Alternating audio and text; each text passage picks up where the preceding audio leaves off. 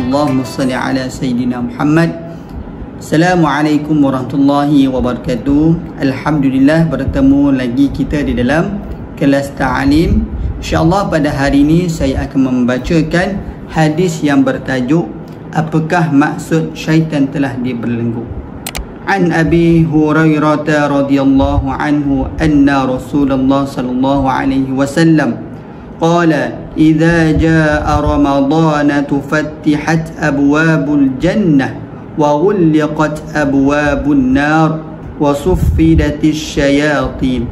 Maksudnya daripada Abu Hurairah radhiyallahu anhu, sesungguhnya Rasulullah sallallahu alaihi wasallam bersabda, apabila datangnya Ramadan, dibuka pintu-pintu syurga, ditutup pintu-pintu neraka dan dibelenggu syaitan-syaitan. Ulasan Sahih Muslim. Ulasan, melalui hadis ini Rasulullah sallallahu alaihi wasallam memberikan gambaran kepada kita tentang rahmat Allah Subhanahu wa taala dan kemuliaan Ramadan.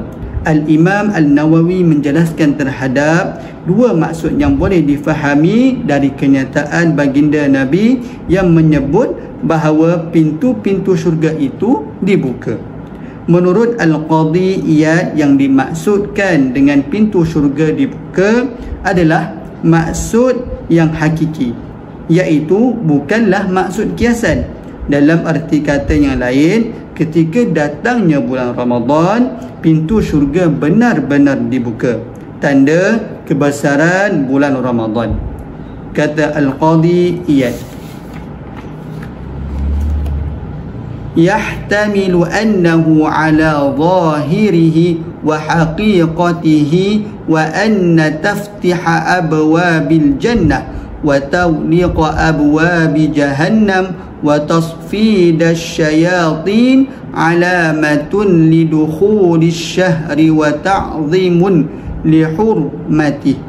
Hadis ini membawa maksud secara zahir, iaitu pembukaan pintu syurga, penutupan pintu neraka dan syaitan-syaitan itu dibelenggu, berlaku secara hakiki.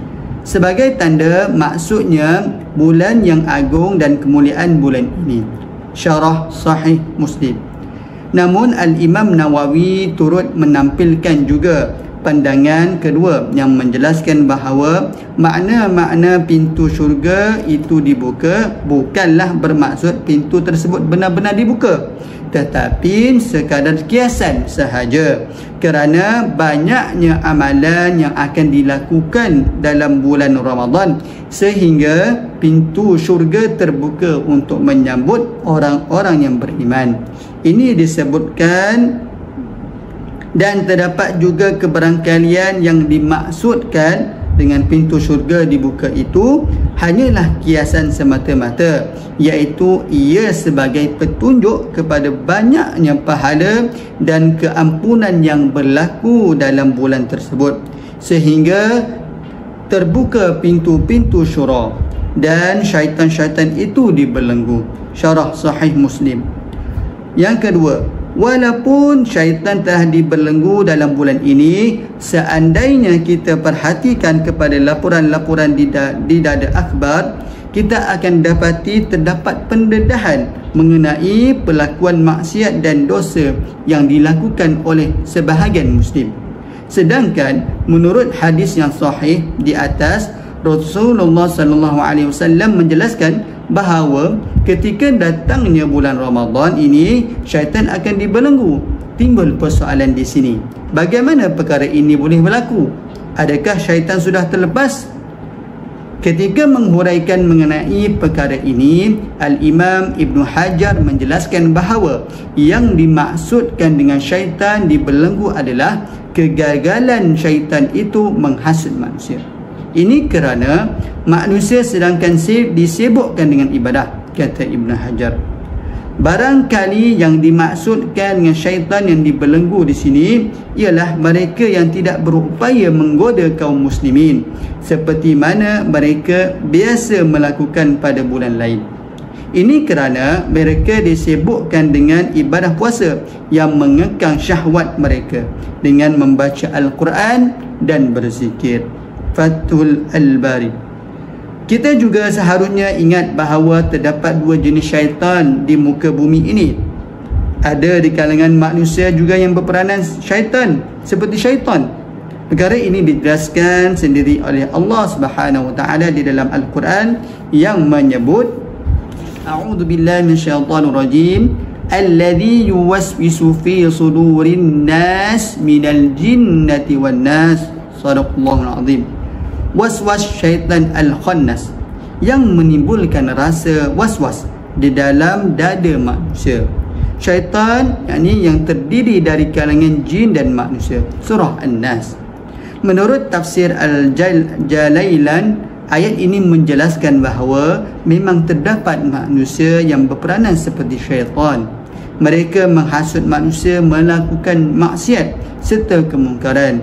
Berarti andai syaitan hakiki telah diikat, maka masih terdapat lagi manusia yang menggantikan peranan syaitan yang bertugas menghasut manusia. Malah dalam sebuah hadis yang lain, Rasulullah sallallahu alaihi wasallam bersabda, Rasulullah sallallahu alaihi wasallam menemplak tindakan seorang wanita yang melakukan dosa sedangkan dia sedang berpuasa. Hadis ini menunjukkan tidak mustahil manusia melakukan maksiat atas kejahatan yang telah sebati di dalam diri sendiri.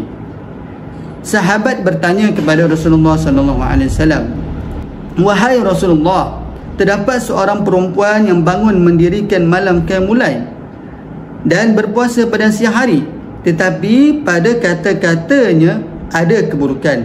Dia menyakiti jirannya dengan kata-katanya." Rasulullah sallallahu alaihi wasallam lantas bersabda, "Tiada kebaikan di dalam amalannya. Sesungguhnya dia di dalam neraka." Musnad Al-Bazzar.